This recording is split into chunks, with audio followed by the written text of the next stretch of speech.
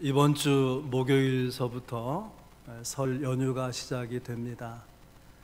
1월 1일 신정새해에도, 그리고 이번 주 금요일 날인가요? 설날이 구정새해에도 우리는 새해 복 많이 받으세요, 그렇게 인사를 나눕니다. 모든 사람이 복을 받고 행복하게 살기를 바라죠. 우리 중에 누구도 자기의 삶이 불행해지기를 바라는 사람은 아무도 없습니다. 여러분 생각해 보시기 바랍니다. 도대체 복이 무엇입니까? 무엇이 복이라고 생각하고 어떤 복을 하나님께 구하고 기도하십니까? 우리는 하나님을 믿고 또 오랜 세월 신앙생활 해왔음에도 불구하고 여전히 복을 어떤 복된 환경, 복된 여건이라고 생각을 해서 하나님이 복을 주셔서 우리의 환경의 여건이 달라지기를, 그런 마음으로 하나님께 기도하죠.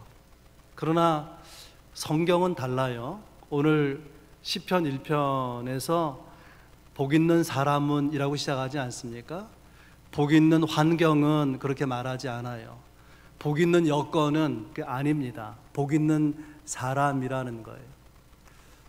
두 종류의 사람이 있어요. 오늘 말씀을 생각하면은 복 있는 사람과 복 없는 사람, 또 달리 말하면 악인과 의인, 딱 두 종류의 사람만 세상에 존재하는 것입니다. 그렇다면 여러분은 복 있는 사람입니까? 아니면 복 없는 사람입니까? 오늘 말씀을 읽어보면 시편 1편을 통해서 복 있는 사람은 이러하다라고 진술합니다. 그러니까 복 있는 사람의 삶의 자세, 또 복 있는 사람의 모습, 복 있는 사람의 인생 행로에 대해서 엿볼 수 있는 그런 말씀이 기록되어 있습니다. 복 있는 사람은 어떤 사람이냐? 큰 두 가지 특징이 있다는 거예요. 오늘 말씀을 보면 첫 번째는 복 있는 사람은 절대로 안 하는 것이 있다는 거예요. 1절 말씀입니다. 복 있는 사람은 악인들의 꾀를 따르지 아니하며 죄인들의 길에 서지 아니하며 오만한 자의 자들의 자리에 앉지 아니하며, 이 아니하며 아니하고 이 안 한다는 말이 한 절에 3번이나 나와요. 여기에 강조점이 있다는 거죠. 그리고 히브리어로 이 안 한다는 말 로우는 어떤 뜻인가 하면, 이걸 비유하자면은 새가 자기를 향해서 날아오는 화살을 보고 급하게 도망가는, 급하게 그 화살로부터 피하여서 이렇게 안전을 도모하는 그런 의미가 있습니다. 복 있는 사람은 그처럼 안 해야 될 것은 마치 새가 자기를 향해 날아오는 화살을 피하는 것처럼 절대로 안 한다는 거예요. 그럼 뭘 안 하는 것이냐? 죄를 짓게 하거나 또 죄의 영향에 빠지게 되는 것과 관계되는 일은 절대로 안 하겠다는 거예요. 그러면서 구체적으로 3가지를 말하는데, 복 있는 사람이 절대로 안 해야 되는 첫 번째는 악인의 꾀를 따르지 않는다는 거예요. 악인의 꾀를 따르지 아니하며, 이 악인의 꾀, 이거는 도덕적으로 잘못된 의도, 잘못된 태도를 말하는 것입니다. 도덕적으로 잘못된 의도를 가지고 있는 것이 얼마나 많이 있습니까? 영화, 요즘에 영화 보기 어렵죠, 코로나 때문에. 그래서 이제 방에서, 거실에서 TV로 드라마 보는 분들이 많은데, 드라마가 도덕적입니까? 도덕적으로 잘못된 의도가 다분히 있어도 그냥 방영이 되는 거예요. 복 있는 사람은 악인의 꾀를 따르지 아니한, 이 따르지 아니한다는 말이 영어 성경에는 walk, 걷는다, 그렇게 되어 있어요. 도덕적으로 문제가 있는 것을 아는데 왜 그 길을 따라 걸어가느냐? 그것은 욕심 때문에 그런 거죠. 내 욕망과 쾌락에 대한 욕심 때문에 이것이 안 되는 줄, 안 좋은 줄 알면서도 그냥 우적우적 그 길로 따라서 걸어 들어간다는 거예요. 때로 우리가 속았다고 말하잖아요. 속인 사람이 있어서 속는 것이죠. 그러나 왜 속았느냐 생각해 보면 욕심이 있어서 속는 거예요. 욕심이 없으면 속을 일이 없는 거죠. 복 있는 사람은 이것이 잘못된 길이다. 그러면 그 길을 걸어가다가 스탑한다는 거예요. 그 길에서 돌이킨다고 하는 거예요. 이것이 다른 것이죠. 또 하나 복 있는 사람은 절대로 안 하는 것이 뭐냐? 두 번째는 죄인의 길에 서지 않는다 그랬어요. 이 죄인의 길은 말씀에서 벗어난 라이프 스타일을 말합니다. 내 삶이 말씀에서 벗어나면 흔들리게 되죠. 방황하게 되는 것입니다. 그런가 하면 이 선다고 하는 원어의 의미는 망설인다는 거예요. 갈까 말까. 이 죄인의 길에서 내가 어떻게 해야 되나 하고 망설이고 있는 거예요. 왜 망설일 게 뭐 있습니까? 단호하게 끊어버려야 되는데 내가 더 진행할까? 아니면 멈출까? 망설이다가 그만 불행에 빠지게 되는 거죠. 복 있는 사람은 내 삶이 말씀에서 벗어나면 그 자리에서 돌이키는 거예요. 이것이 다른 거죠. 복 있는 사람이 절대로 안 하는 세 번째는 오만한 자의 자리에 앉지 않는다는 거예요. 오만한 자의 자리는 뭐 거만하다 교만하다 물론 그런 뜻도 있지만 이 원어의 의미는 하나님을 조롱하는 사람들과의 친밀한 교제의 자리를 말하는 거예요. 내가 어떤 자리에 가서 이제 앉게 되면은 거기서 서로 나누게 되는 대화들, 오가는 이야기가 그게 오만한 거예요. 하나님을 멸시하고 교회를 욕되게 하고 죄종을 비난하고 교회에 대해서 부정적으로 말하고 비판하고 이런 이야기들이 오가고 있는데 왜 그 자리에 계속 앉아 있느냐라고 하는 거예요. 여러분 청문회를 한다든가 그러면은 어떤 후보에 대해서 그 술자리라는 자리에 있었지 않았느냐, 그렇게 지금 서로 뭔가 불의한 일이 도모되는 자리에 거기에 있지 않았느냐, 그 자리에 앉아 있는 것만 가지고도 문제가 되는 거죠. 여기 내가 앉지 말아야 될 것을 알았다면 벌떡 일어나서 뛰쳐나오면 되는데 적극적으로 가담하진 않았지만 그 자리에 앉아 있다는 것 자체만으로 문제가 되지 않습니까? 앉아 있었기 때문에 듣지 말아야 될 말을 듣는 것이고 보지 말아야 될 일을 보게 되고 결과적으로 결정적인 시간에 부끄러움을 당하기도 하는 것이죠. 그렇다면 복 있는 사람은 어떤 사람인가? 당연히 악인의 길을 함께 걷지 않습니다. 죄인의 길에서 머뭇거리지 않고 돌아섭니다. 오만한 자리에 앉지 않고 거기서 뛰쳐나오게 되는 거죠. 다윗은 복 있는 사람이죠. 시편 26편 4절 5절에서 이렇게 말합니다. 허망한 사람과 같이 앉지 아니하였사오니 간사한 자와 동행하지도 아니하리이다. 내가 행악한 자의 집회를 미워하오니 악한 자와 같이 앉지 아니하리이다. 다윗은 절대로 가지 말아야 될 길 가지 않고 서지 않아야 될 자리에 서지 않고 앉지 않아야 될 자리에 앉지 않았다고 하는데 우리는 복을 받기 원하면서도 함께 가고 그 자리에 서고 또 거기에 주저앉아 버린다고 하는 거예요. 왜냐하면 유혹이 있기 때문이죠. 또 유혹은 달콤하게 다가옵니다. 여러분, 유혹하는 자가 무슨 도깨비같이 뿔 달고 나타나는 게 아니에요. 굉장히 매력적으로 보입니다. 나이스하게 보여요. 에너지가 넘치게 보이고 또 그 자리에 가면 재미가 있고 너그러운 것 같고 품위가 있어 보이고 그래요. 단 한 가지, 신앙적이지 않다는 거예요. 여러분, 신앙적이지 않는 길에 그런 자리에서 벌떡 일어나서 돌이킬 수 있기를 바랍니다. 이런 말이 있어. 인생의 배가 바닷물 위에 떠 있지만 그렇다고 해서 바닷물이 배 안에 들어오면 안 된다. 들어오면 어떻게 되죠? 배는 가라앉고 배 안에 나도 가라앉게 되는 거죠. 우리가 1절 말씀을 우리가 함께 나누는데요, 중요한 강조점이 있어요. 잘 들어보세요. 우리가 악인의 길을 따르지 않고 죄인의 길에 서지 않고 오만한 자의 자리에 앉지 아니하면 복이 있다, 그렇게 말하는 게 아니라는 거예요. 복이 있는 사람은 이러하다, 어떠하냐? 복이 있는 사람은 악인의 길을 따르지 않고 죄인의 길을 서지 않고 오만한 자의 자리에 앉지 않는다. 왜 그런가? 이미 충만하기 때문에, 이미 만족하고 행복하기 때문에 유혹받을 이유가 없다는 거죠. 여러분, 배가 잔뜩 부른데 맛있는 음식에 유혹이 됩니까? 그런 게 아니잖아요. 내가 충만하면 유혹에서 벗어날 수가 있는 것입니다. 저는 이제 만년필을 좋아하는데 꼭 비싸서 좋아하는 게 아니고요. 어떤 만년필은 내가 좋아하는 굵기로 글씨가 써져요. 그리고 가다 걸리지 않고 아주 부드럽게 써지는 거예요. 그리고 그 만년필로 쓸 때 필체가 좋은 거예요. 그래서 지금은 사라졌지만은 좋아하던 만년필이 있었습니다. 누가 이거 비싼 거예요, 이거 좋은 거예요, 그래도 하나도 흔들리지 않아. 왜냐하면 내가 가진 것이 훨씬 더 좋은 것이니까. 여러분, 우리가 예수 그리스도를 믿으면서 또 하나님의 은혜를 경험하면서 내가 가진 것이 얼마나 좋은 것인지, 이거 얼마나 보배로운지를 알았다면 그런 세상 죄된 것에 유혹될 이유가 없는 거 아니겠습니까?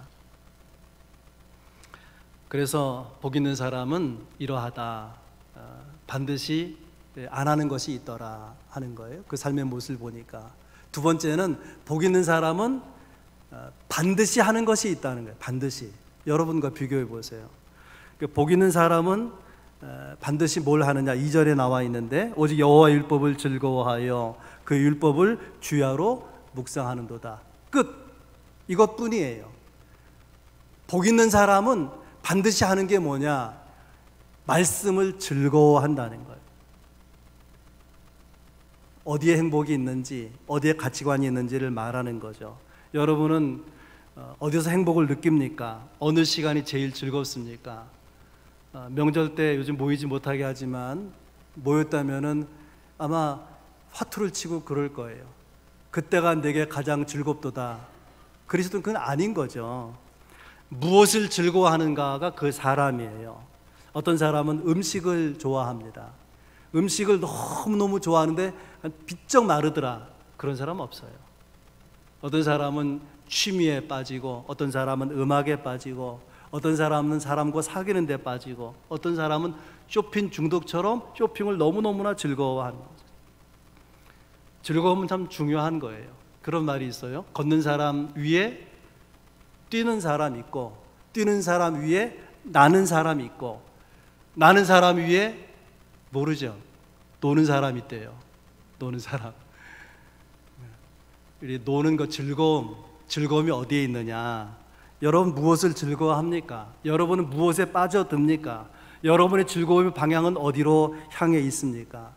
오늘 본문은 복 있는 사람은 즐거움이 말씀에 있다는 거예요. 말씀에 있다는 것입니다. 말씀을 배우는 것, 말씀을 듣는 것, 말씀대로 행하는, 거기에 나의 즐거움이 있다. 이것이 복 있는 사람의 삶의 모습이에요. 그렇다면 여러분에게 묻고 싶습니다. 여러분 정말 말씀을 즐거워하십니까? 말씀을 듣고 또 이렇게 설교를 듣고 하나님 말씀대로 사는 것을 정말 진짜로 즐거워하시느냐 묻고 싶은 거예요. 복 있는 사람의 특징, 반드시 하는 것이 있는데 말씀을 즐거워하더라. 두 번째는, 복 있는 사람이 반드시 하는 두 번째는 그 말씀을 즐거워할 뿐 아니라 묵상한다는 거예요. 묵상. 이 묵상은 명상, 메디테이션인데 집중적으로 생각하는 거예요. 뭐를요? 말씀을 집중적으로 생각한다는 거예요. 이 집중한다는 것은 그 외의 것은 신경 쓰이지 않는 거, 잊어버리는 거예요. 내가 뭘 집중한 딴 게 막 자꾸 떠오른다, 그건 집중이 안 된 거죠. 우리는 말씀에 집중해야 되는데 우리는 다른 것들이 내 그 마음을 자꾸 건드려가지고 과거의 상처가 나를 힘들게 해요. 과거 생각하면 억울하고 분하고 그래요. 미래를 생각하면 암담하기 짝이 없어요. 또 좋아야 될 친구나 부모나 형제가 어떤 때는 한이 맺히기도 하고 막 분노가 치밀기도 하고, 어쨌든 어떤 이유로든 그 삶의 상처로 인해서 견디지 못하니까 술을 마시게 되고 지나치면 마약을 하기도 하고, 그런 생각에서 벗어나기 위해서 몸부림치는 거 아니겠습니까? 여러분, 복이 있는 사람은 말씀을 묵상하는 자다. 오늘 시인은 그렇게 말합니다. 하나님 말씀을 한 절 한 절, 한 단어 한 단어, 또 한 구절 한 구절 그걸 읽고 집중적으로 생각하고, 마치 소가 그 여물을 삼켜가지고 꺼내서 자꾸 되새김질해서 완전히 소화시키는 것처럼 그 진리의 말씀이 다 완전히 소화되어서 내 것이 되도록 그렇게 하면서 깨닫는 거예요. 아, 내가 미처 생각 못했는데 깨닫고 보니까 내 지나온 삶이 하나님의 은혜 가운데 있었구나. 아니, 지금도 하나님의 은혜가 주어지고 있고, 또 내 내일과 미래 장래 먼 저 영원한 그 시간 가운데 하나님의 나라가 약속되어 있다. 그런 전망이 생기게 되는 거예요. 이렇게 하나님의 말씀 묵상하는 사람은 깨달음 속에서 내가 얼마나 소중한지, 내가 도대체 무엇이길래 하나님이 이렇게 나를 아끼시는지 알게 되고 감사하게 되지 않겠습니까? 이런 사람이 복된 사람인 거죠. 복 있는 사람은 말씀을 주야로 묵상한다라고 하는데, 이 묵상이라는 하가, 히브리 하가라는 단어는 읍조리다, 그런 뜻이 있어요. 집중적으로 생각하는 것뿐 아니라 이렇게 소리 내어서 속삭이고 읍조린다는 거예요. 이것이 불교의 명상하고 기독교의 묵상이 다른 거예요. 여러분, 말씀을 묵상을 절에서 하는 명상같이 하면 안 되는 거예요. 기독교 묵상은 그 말씀을 읽고 또 공부하고 또 생각할 뿐 아니라 내 입을 열어서 소리내어서 말하는 거예요. 소리내어서. 제가 아내와 더불어서 최근에 뇌에 대한 그 TV 다시 보기에 EBS 방송에서 뇌에 대해 다루는 거를 몇 편을 봤는데, 결론은 그거예요. 우리가 참 맛있다, 이거 혀에서 느끼는 것 같지만 사실은 뇌가 맛있다고 느끼면 맛있는 거라는 거예요.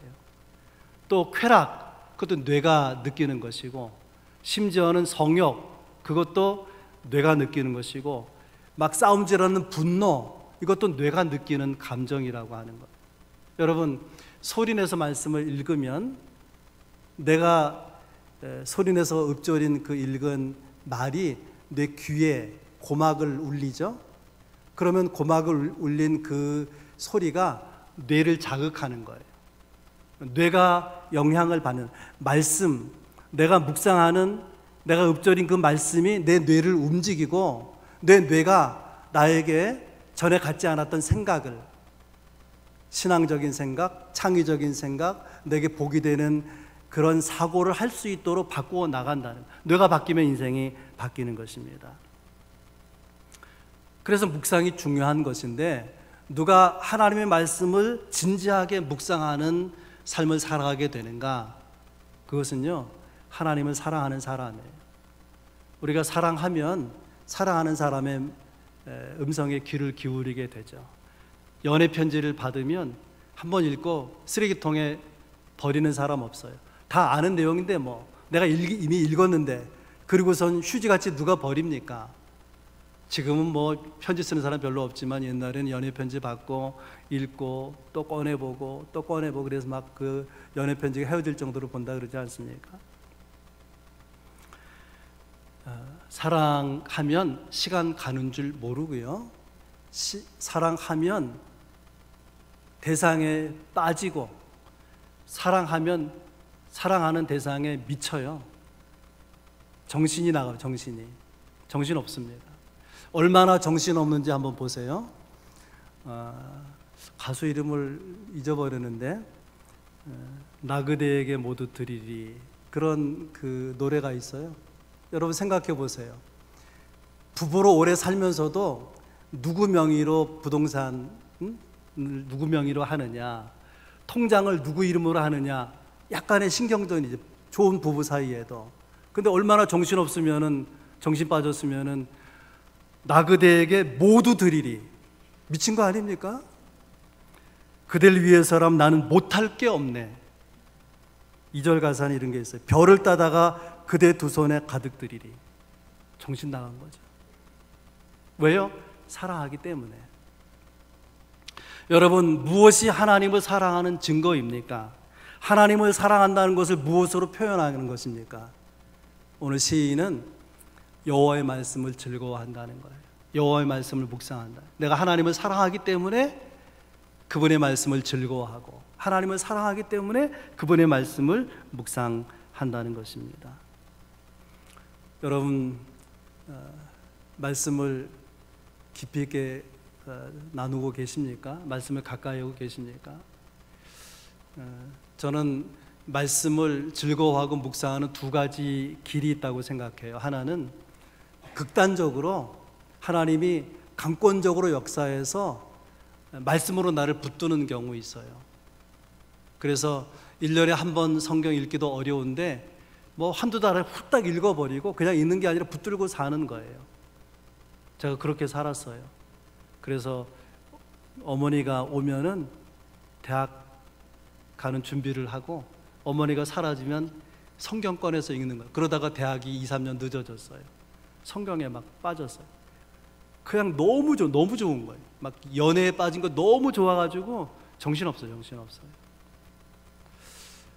대부분의 사람들은 그런 케이스가 아니고 그냥 주일이니까 성전에 와서 예배하고, 또 성경은 그냥 하나님 말씀 성경인 줄 알고 그렇게 밋밋하게 지나오다가 자기도 모르는 순간에 내가 성경을 좀 읽어야지, 또 말씀을 읽으니까 좋은 거예요. 기분이 좋고 느낌이 좋고 어떤 때 눈물이 나고, 마치 그 이슬비에 옷이 젖는 것처럼 자기도 모르게 말씀의 은혜에 젖어서 말씀이 좋으니까 말씀 읽는 시간이 횟수가 늘어나게 되는 그런 사람들이 있는 거예요. 여러분은 두 가지가 다 있기를 바라지만 최소한 두 번째는 있기를 바랍니다. 버네퍼라는 신학자가 이렇게 말했어요. 꾸준히 말씀을 묵상하는 시간은 경황 중에서 단 몇 분이라도 내 삶의 질서가 분명해지는 시간이다. 내가 말씀을 묵상하는 시간을 가졌다면 경황중 같은 혼란한 내 삶 가운데 질서가 잡히기 시작한다는 거예요. 버네퍼는 이것을 전쟁의 와중에서 말했습니다. 전쟁의 경황 중에서도 하나님의 말씀을 내가 즐거워하고 묵상하면 그 전쟁터 속에서도 내 삶이 다 질서를 잡게 된다고 하는 거, 얼마나 중요한지 몰라요. 그러면 인생에서 승리하게 되는 거 아니겠습니까? 오늘 두 가지 말씀드렸어요. 복 있는 사람의 모습, 복 있는 사람의 삶의 라이프 스타일. 절대로 안 하는 것이 있고 반드시 하는 것이 있다는 거예요.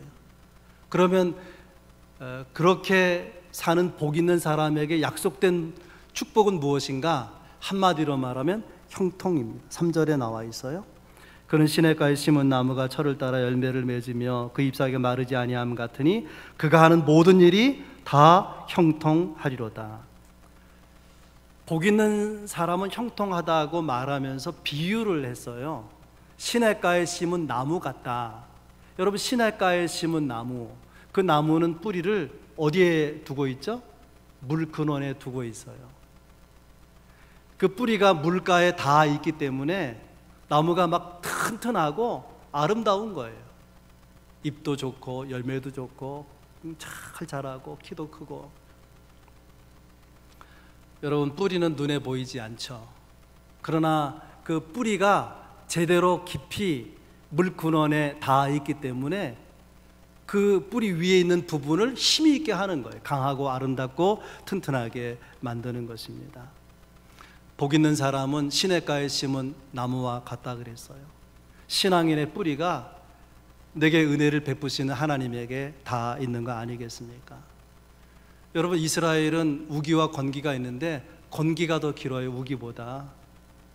그런데 우기에도 건기에도 시냇가에 심은 나무는 때를 따라서, 철을 따라서 열매를 맺고 잎사귀가 마르지 않는다는 거예요. 왜냐하면 늘 비가 안 와도 그 물, 땅 밑에서 이렇게 흐르는 물에 뿌리가 닿아 있으니까 계속 수분과 영양분을 흡수하는 거죠. 어떤 사람은 환경이 달라지면 얼굴도 달라져요. 그 분위기에 따라서, 여건의 환경에 따라서 막 이렇게 그냥 오르락내리락 하는 등락을 반복하는 사람들이 있습니다. 그러나 시냇가에 심은 나무같이 하나님의 은혜에 뿌리를 두고 있는 사람은 에너지가 넘치죠. 창의적이고 재미가 있고 활기가 있고 신선하고 역동적이고 그런 거예요. 그 영혼의 뿌리가 하나님에게 다 있기 때문에 그런 것입니다. 결론으로 시냇가에 심은 나무 같아서 그가 하는 모든 일이 형통하리로다. 여러분, 이 부분을요 바르게 이해할 필요가 있어요. 우리는 형통을요 이렇게 생각하기 쉬워요. 내가 하는 일을 열심히 했더니 정말 온 힘을 다해서 최선을 다해서 달려가고 그렇게 살았더니 그 결과로 이만큼 살게 되었다. 그거 아니에요. 그거 아닙니다. 열심히 사는 거 중요하지만은 형통은 뭐냐면 복 있는 자가 되면 하나님이 형통을 내 인생의 발 앞에 두신다는 거예요. 나도 모르게 자연스럽게 형통이 내 삶의 문 앞에 이르러 있는 것입니다. 창세기 26장에 보면 이삭의 이야기가 나와요. 이삭이 사는 그랄 땅에 흉년, 이 가나안 땅에 흉년이 들었어요. 믿음의 조상들은 흉년이 들면은 어떤 생각을 하냐면은 저 애굽 땅에 가볼까? 왜냐하면 거기 나일강이 있거든요. 나일강. 그 애굽에도 광야가 있고 사막이 있고 하지만은 나일강이 범람하면서 그 나일강 젖줄로 인해서 아주 그냥 풍부하게 사는 거예요. 그래서 흉년 기근이 들 때마다 아브라함도 애굽으로 내려갔고 이삭으로 애굽으로 내려가는데 하나님이 내려가지 마 하고 막으셨어요. 아니 지금 여기 힘든데요. 그래도 내려가지 마, 있어봐. 이삭이 그 여호와의 말씀에 순종했습니다. 그래서 무슨 일이 벌어지느냐? 창세기 26장 12절 13절 말씀이에요. 이삭이 그 땅에서 농사하여 그해 100배나 얻었고 여호와께서 복을 주심으로 그 사람이 창대하고 왕성하여 마침내 거부가 되었더라. 그 땅에서 100배나 얻은, 그 땅이 어떤 땅이냐면 흉년이 든 땅이에요. 농사할 수 없는 땅입니다.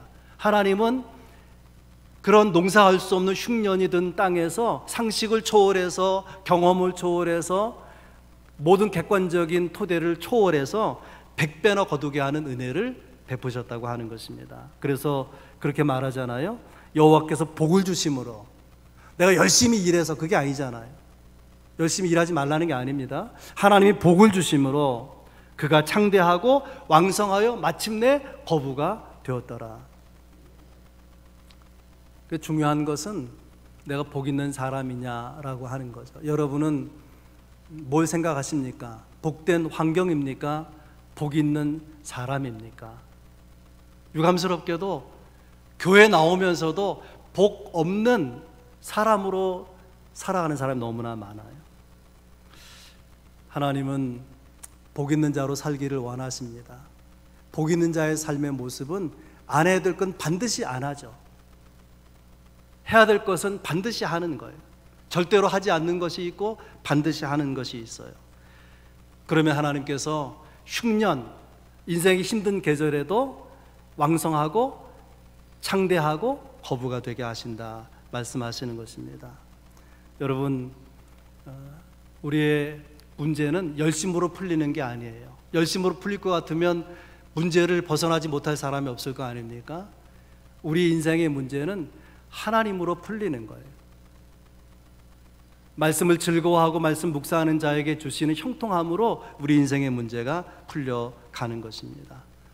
이제 말씀을 마무리하겠는데요. 왜 하나님은 우리를 복 있는 사람이 되게 하시고 우리를 형통케 하시는 복을 주시느냐? 복의 목적이 있어요.